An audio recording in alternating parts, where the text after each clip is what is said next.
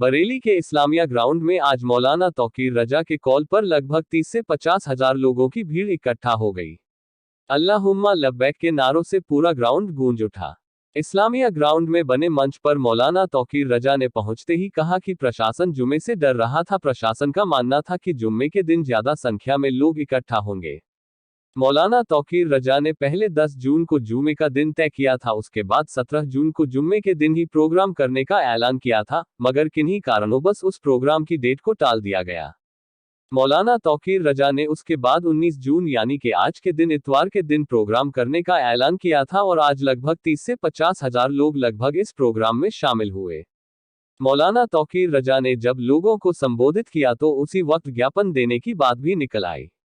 मौलाना तौकीर रजा ने कहा कि हम ज्ञापन अपने साथ लेकर आए हैं, मगर हम प्रशासन को ज्ञापन नहीं देंगे, हम प्रधानमंत्री या राष्ट्रपति किसी को संबोधित ज्ञापन नहीं देंगे। उन्होंने हुकूमत को बेईमान बताते हुए कहा कि हमें इस हुकूमत से कोई उम्मीद नहीं है, तो इसे ज्ञापन देने से क्या फायदा। हम दिल्ली में ज्ञापन देंगे, हम यूएनओ में ज्ञापन देंगे। बहुत समय हमें इस हुकूमत से एहतजाज करते हुए हो गया, मगर हुकूमत ने हमारी एक नहीं सुनी। हम पूरी दुनिया को बताएंगे यह हुकूमत हमारे साथ क्या कर रही है।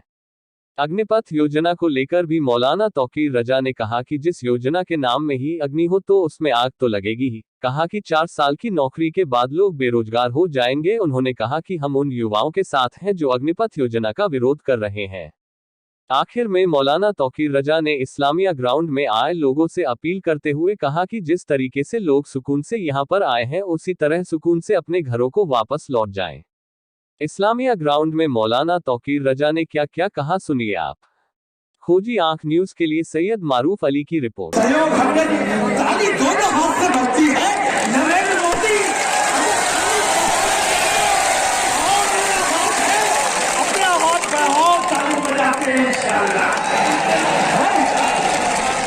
तो हमें उत्तर प्रदेश शासन से किसी किस्म की कोई दिक्कत नहीं है। हमें आदित्य योगी का सबसे ज्यादा नापसंद थे, लेकिन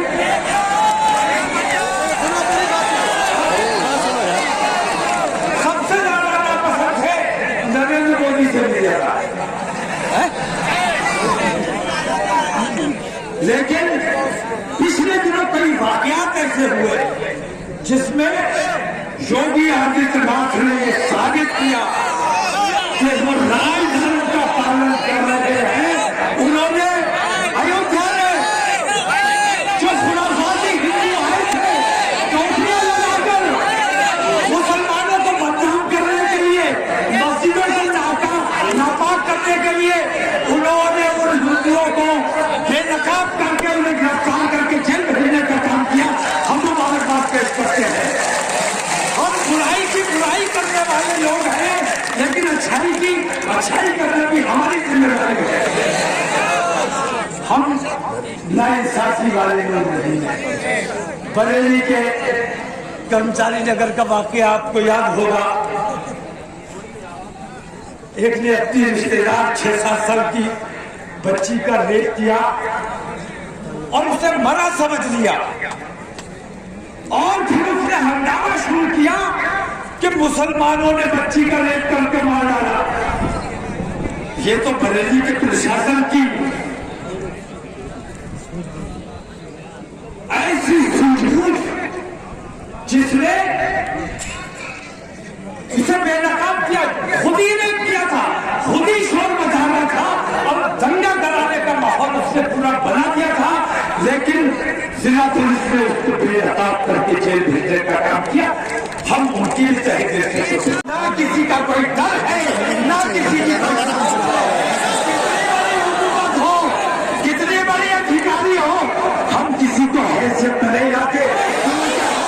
अल्लाह से डरने वाले लोग हैं।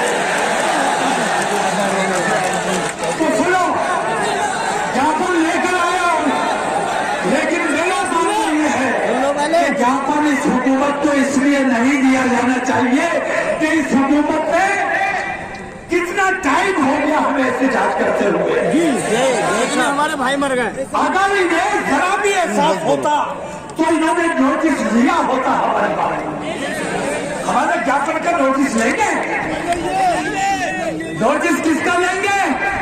हम अमन पसंद है, शांति प्रिय लोग हैं, हम भाईचारे का पैगाम देने वाले लोग हैं, हम ट्रेनें नहीं चला रहे, इसलिए हमारी बात नहीं सुनी जा रही है।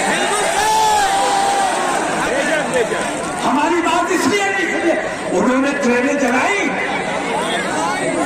कोई बुलडोजर चला, कोई लाठी चली।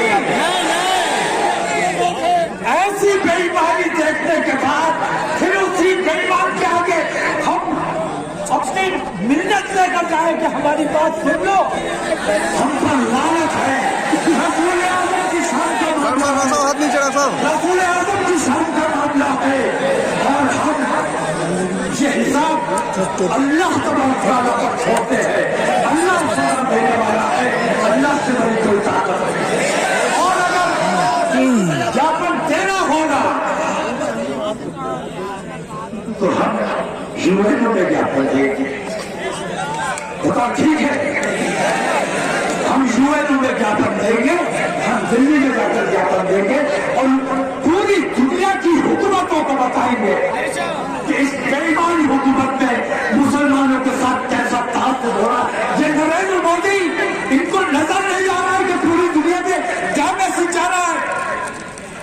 मेरे भाई हो गया, हमने सब कैसे करते हैं।